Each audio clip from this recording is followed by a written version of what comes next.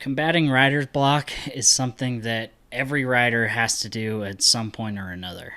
It's a lot easier to work through if you have some tools and exercises to really help you get your creative juices flowing. Opposite is the first exercise, and it comes to us via Reddit. Opposite is when you take something or someone that has an obvious connotation and you write a scene that subverts the obvious connotation to its opposite. The example used most often is a monster. You take a monster and you write a scene that paints the monster in a new light. In your version, the monster may be misunderstood or have a tragic backstory. Your goal is to get the readers to successfully see the opposite of what's obvious.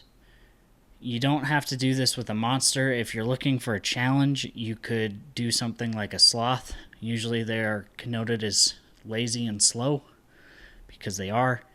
But you could write a scene where sloths are actually fast and only pretend to be slow when humans are watching. Just have fun with it. If you're finding this video helpful, hit the like button and subscribe for similar writing content videos. Another incredibly simple exercise that can be a lot of fun is to copy the first sentence or two from your favorite story and then go from there. Write a page or two of your own story using those sentences. This exercise is incredibly simple, but it's an easy way to combat writer's block and maybe even get ideas for your own story. Also, by copying the first sentence, you'll be put in a mood where words will flow off your fingertips more easily. One of my favorite exercises is to pick two or more of your characters, then sit down somewhere and describe everything that you see from the point of view of your characters. One character may see the grain of the wood on the desk, while another may be more drawn to the way it feels under their fingertips. The point of the exercise is to help you make your characters different and distinct from each other. Two people may see the same thing, but they'll probably describe everything completely differently. Find the differences and really get into the head of your characters. Speed writing is another exercise that can break your writer's block. Speed writing is very simple, easy, and I probably don't have to explain it, but if you don't know, you simply pick something to write about and then give yourself a set time period to write as much as you can about the subject. Maybe it's a journal of your day, or maybe it's about your favorite sports team or your favorite band. Just write as much as you can. The act of writing words and seeing them fly off your fingertips at a rapid pace will help you with your writer's block. Another fun one is to pick a minor character from one of your works or even from just your favorite book. And once you have the minor character, invent a backstory for them. Doing this gives you building blocks of creativity, but just some building blocks. When you don't have to start from scratch, it's often a lot easier to get going and gain ideas for new characters of your own. Ideas for new characters are really helpful for breaking writer's block because you can build a story around a character instead of building a character around a story. Picking a single object and describing it is yet another simple yet fun exercise. This exercise is meant to help you with your sensory details. It's fun to take an object that isn't necessarily edible and describe how you think it would taste, or to describe something that only has a faint smell that you can't really tell what it is, or how something sounds when it's dropped on the floor.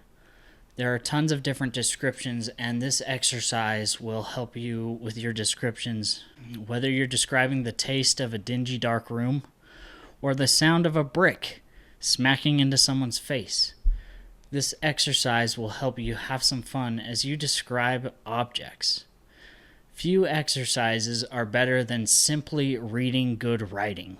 Reading is something I found incredibly useful when trying to break writer's block.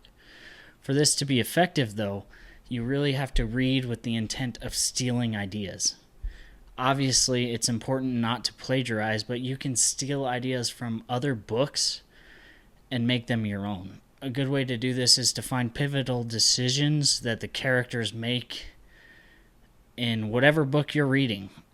Then ask yourself, what if the characters had made this choice instead of that choice? How would the story unfold if they did that? If you like the idea and you can see a cool story with that decision, then bam, your writer's block is snapped. This is only one way to gain inspiration from reading.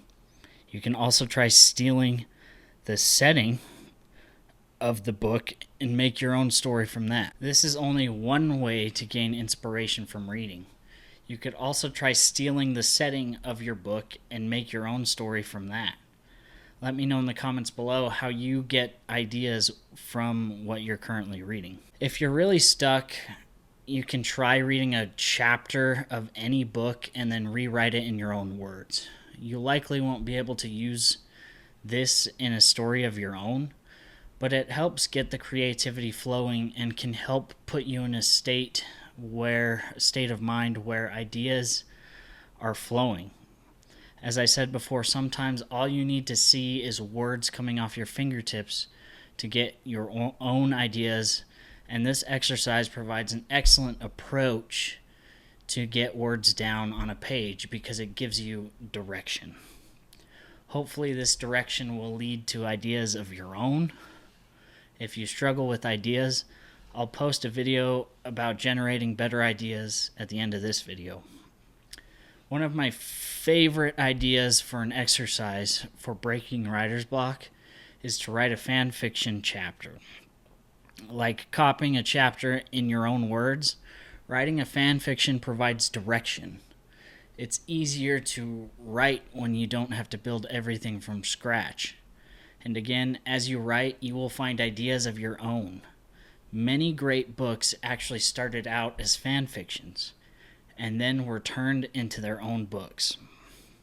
Books like Alchemized and the City of Bones were actually Harry Potter fan fiction, at least according to my quick Google search. I guess that could definitely be wrong, but the final exercise for breaking writer's block should come as no surprise. Use writing prompts. A writing prompt is another way to get direction without having to think too hard. The more you write, the more ideas will flow into you. And there are like a billion writing prompts out there. Just Google it. Or ask AI to generate you 10 writing prompts. You can even have it generate writing prompts for you that are niche specific. If you're a fantasy writer, have it make you a writing prompt about magic or a magic system. If you're a romance writer, have AI generate you a prompt for a dysfunctional relationship. My point is that there are a freaking ton of prompts out there, and they're all over the internet, and there are tons of helpful tools. And writing prompts are a great way to break your writer's block. As promised, here's the video about generating story ideas. I'll see you over there.